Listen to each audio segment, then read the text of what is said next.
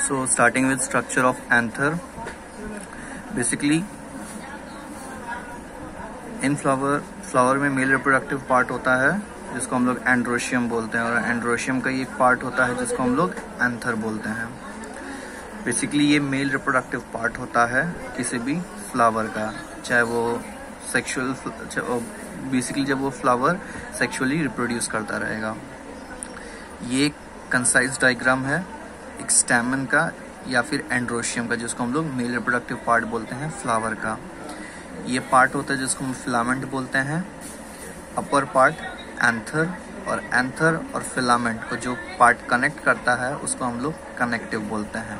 तो एक concise brief diagram है एंड्रोशियम का, या फिर हम लोग उसको इंडिविजुअली स्टैमेन बोलते हैं। अब बेसिकली एंथर का स्ट्रक्चर कैसा होता है? एंथर बेसिकली डायथेशियस होता है और टेट्रास्पोरेंजिएट होता है। अब डायथेशियस का मतलब और टेट्रास्पोरेंजिएट का मतलब क्या? ये जो आप लोग टू लोब्ड एंथर देख रहे हो उसको हम लोग डायथेशियस बोलते हैं। डाई का मतलब दो और थेशियस का मतलब लोब्स। आउटर पार्ट्स ऊपर से अगर एक्सटर्नली अगर हम लोग देखेंगे तो ये दो लोब की तरह दिखता है, इसीलिए उसको हम लोग डायथेशियस बोलते हैं। और अगर हम लोग लॉन्गिट्यूडनल सेक्शन लिया तो ये इसमें 4 पॉलन सैक्स दिखते हैं जिसको हम लोग टेट्रास्पोरेंजिएट बोलते हैं। टेट्रा यानी 4 और स्पोरेंजिएट यानी पॉलन सैक्स। ये जो 4 पॉलन सैक्स दिख रहे हैं इसीलिए इसको हम लोग टेट्रास्पोरेंजिएट बोलते हैं।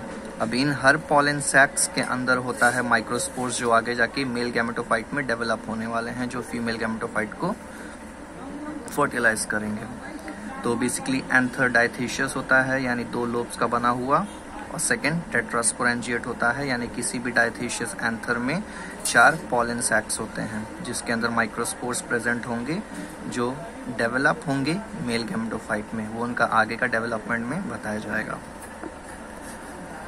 अब अगर ये डायथेशियस यानी 2 लोब्स का अगर टीएस लिया जाए तो एक टीएस ऐसा दिखता है। सेल्स, इसके अंदर जो भी सेल्स होंगे उनको हम लोग आर्चेस्पोरियल सेल्स बोलते हैं। आर्चेस्पोरियल सेल्स, ये लोब्स के अंदर जितने भी सेल्स होंगे उनको हम लोग आर्चेस्पोरियल सेल्स बोलते हैं। ये आर्चेस्पोरियल सेल्स जब डेवलप होते हैं और डिफरेंशिएट होते हैं तब 2 मेन टाइप्स ऑफ सेल्स में ये डेवलप होते हैं। Archesporial cells differentiate into 2 types of tissues, या फिर इनटू टिश्यूज इनटू सेल्स जो टिश्यूज बनाते हैं। एक कुछ स्पोरोजीनियस टिश्यू बोलते हैं और एक एंथर वॉल लेयर का टिश्यूज बोलते हैं। स्पोरोजीनियस टिश्यूज का मतलब ये जो पॉलन सैक्स है उनके अंदर माइक्रोस्पोर्स जो आगे जाके मेल गैमेटोफाइट में या फिर मेल गैमेट में डेवलप होने वाले हैं। और एंथर वॉल लेयर्स का मतलब ये जो पॉलन सैक्स है, अगर इसका मैं एक ऐसा पार्ट लूं तो ये ऐसा पार्ट है, तो इसके ऊपर बहुत सारे लेयर वाले कवरिंग होते हैं। तो ये लेयर वाला कवरिंग बनाने में ये एंथर वॉल लेयर हेल्प करता है। तो ये जो पॉलन सैक्स के ऊपर लेयर है इसको हम लोग एंथर वॉल लेयर बोलते हैं। ये वाला पार्ट भी डेवलप होता है इन आर्चेस्पोरियल सेल्स से।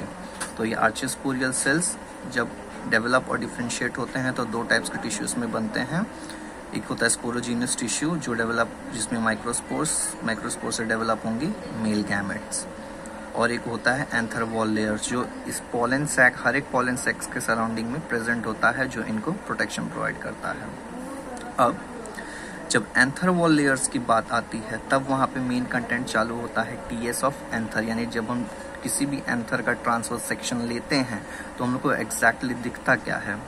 इसमें सबसे पहला लेयर, जैसे किसी भी चीज़ का पहला लेयर होता है उसको हम लोग एपिडर्मिस, उसके बाद एंडोथेशियम, उसके बाद ये मिडल लेयर वगैरह, बाकी सब आगे जैसा जाएगा वैसा बता।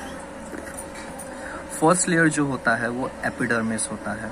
ये एक सिंगल लेयर सेल्स होता है, फ्लैट सेल्स का बना हुआ होता है, रफ और हार्ड होता है। कॉमन सेंस की बात है, अगर रफ और हार्ड है तो बेसिकली एपिडर्मिस का प्रोटेक्शन प्रोवाइड करने का ये मेन फंक्शन होता है। सेकेंड लेयर जो होता है सेल्स का वो एंडोथेशियम सेल होता है, एंडोथेशियम का लेयर होता है। ये जो लेयर होता है वो भी एक सिंगल लेयर से बना होता है। अब जब मैच्योरिटी का टाइम आता है, यानी ये पॉलन सेक्स के अंदर जब माइक्रोस्पोर्स मैच्योर हो जाते हैं, मेल गैमेट बन जाते हैं, माइक्रोस्पोर्स मैच्योर हो जाते हैं और बाहर जब रिलीज होते हैं पॉलन ग्रेन्स, तब ये सेल्स डीजेनरेट हो जाते हैं। इसलिए यहाँ पे लिखा है they dehisce to form 2 pollen sacs to 1 pollen sac. आप लोग अगर यहाँ पे देखोगे तो यहाँ पे 4 पॉलन सैक्स हर अलग अलग दिख रहे हैं।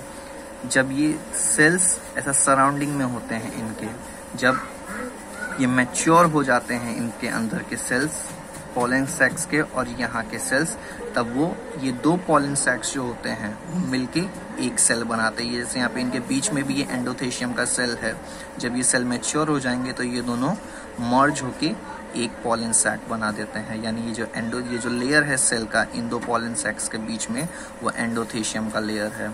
ये जब मैच्योर हो जाएंगे यानी दे डेहिसेट का मतलब वो डीजनरेट हो जाएंगे एंडोथेशियम के लेयर वाले सेल्स, जिसके वजह से ये दोनों पॉलन सैक्स मैच्योर होके एक कंप्लीट पॉलन सैक बन जाएगा। जैसे लेफ्ट साइड का होता है same as the right side का भी मैच्योर होके एक बन जाएगा। यानी मैच्योर होने के बाद जब ये एंडोथेशियम का लेयर का सेल्स डेहिसेट होगा तो ये 4 पॉलन सैक्स से 2 पॉलन सैक्स बन जाएंगे। अब बात आती है थर्ड लेयर की, जिसको हम लोग मिडल लेयर बोलते हैं। अब मिडल लेयर सेल्स भी प्रोटेक्टिव लेयर सेल्स का काम करता है। 3 लेयर के सेल से 3 लेयर का बना होता है बेसिकली। ये इनका काम होता है प्रोटेक्शन टू पॉलन सैक, यानी बेसिक और मेन फंक्शन होता है पॉलन सैक को प्रोटेक्शन प्रोवाइड करना।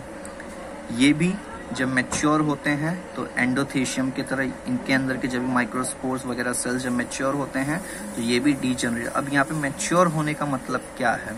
मैच्योर होने का मतलब ये है कि ये पॉलन सैक्स के अंदर जो माइक्रोस्पोर्स बने डेवलप हो जाएंगे, वो जब बाहर रिलीज होंगे, यानी कोई भी एंथर में से जब पॉलन ग्रेन्स रिलीज होना होता है तो एंथर फुट जाता है।